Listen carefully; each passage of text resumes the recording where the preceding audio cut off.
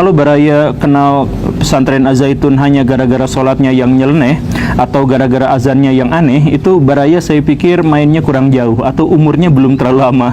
Karena sebenarnya kompleks pesantren Az-Zaitun itu adalah salah satu kompleks paling besar, paling megah, paling mewah, yang dikatakan paling besar di Asia Tenggara, yang sepanjang sejarah berdirinya itu penuh sekali dengan polemik, penuh dengan keanehan-keanehan, dan penuh sekali dengan konflik-konflik. Kita bisa menemukan bahwa dia itu pernah tersandung berkali-kali kasus pencabulan yang dilakukan oleh pimpinan-pimpinannya terhadap santriwati-santriwatinya. Kemudian kita juga mengenal mereka itu sebagai kelompok jamaah takfiri yang suka mengkafir-kafirkan di kelompok pihak lain gitu. Mereka juga adalah kelompok yang diduga telah melakukan sejumlah kekerasan, termasuk juga aksi terorisme dan separatisme, pemberontakan terhadap wilayah NKRI dan lain sebagainya. Ada banyak sekali cerita-cerita yang hampir setiap tahun selalu merundung pesantren ini. Nah, tetapi uniknya hampir tidak ada kasus-kasus yang dimaksud itu yang selesai di pengadilan. Tidak ada tuntutan, tidak ada apa, sedikit sekali. Kenapa bisa seperti itu? Baraya harus kaget karena walaupun pesantren ini jarang dikenal dan jarang diliput media, tetapi backing-backingnya, orang-orang di belakangnya itu sangat kuat. Bayangkan saja, B.J. Habibie itu adalah orang yang meresmikannya. Ibu Tutut, Ibu Cendana itu, beliau yang pertama kali meletakkan batu pertamanya. Kemudian ada sejumlah politisi-politisi yang hilir mudik ke sana, termasuk juga perwira-perwira tinggi angkatan bersenjata di Indonesia. Jadi dari Hendro Priyono, kemudian ada yang mengatakan Pak Wiranto, termasuk juga SBY dan sebagainya, kemudian Anas Urbaningrum, Akbar Tanjung, dan politisi-politisi besar itu semuanya melindunginya. Bagaimana ceritanya? Apakah ini sekedar kabar burung saja, mitos saja, atau memang ini faktanya? Dan kalau memang ini fakta, bagaimana ini bisa dibiarkan seperti ini? Apa sebenarnya misteri yang dikandung oleh Az-Zaitun? Di episode ini kita akan bahas kemungkinan-kemungkinannya. Jadi ayo kita mulai.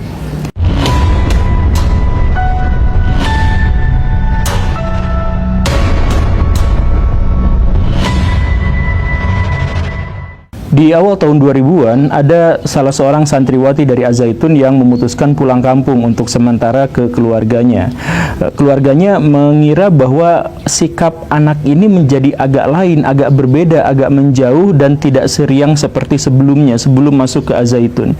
Tapi mereka mengira bahwa kepulangan itulah yang menyebabkan ini tidak berlaku seperti seharusnya. Jadi mungkin ini kelelahan atau mungkin ini kebingungan karena sudah 3 tahun ada di Az-Zaitun. Jadi mereka tolerir saja itu. Tetapi ada sebuah tragedi di hari berikutnya, keesokan harinya.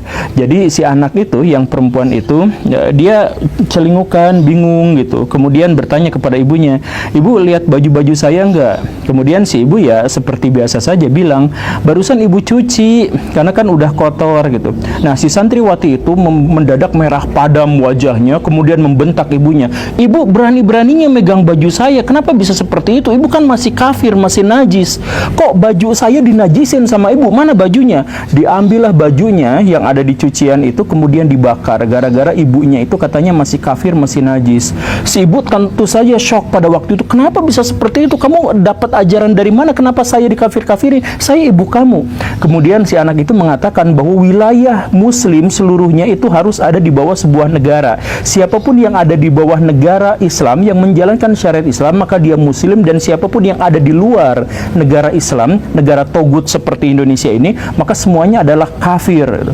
Wah, si ibu nangis, si ibu panik, ngomong ke ayahnya, si ayahnya langsung nyari bantuan, dan cerita ini sampailah ke Pak Atian Ali Dai, seorang dai yang sangat keras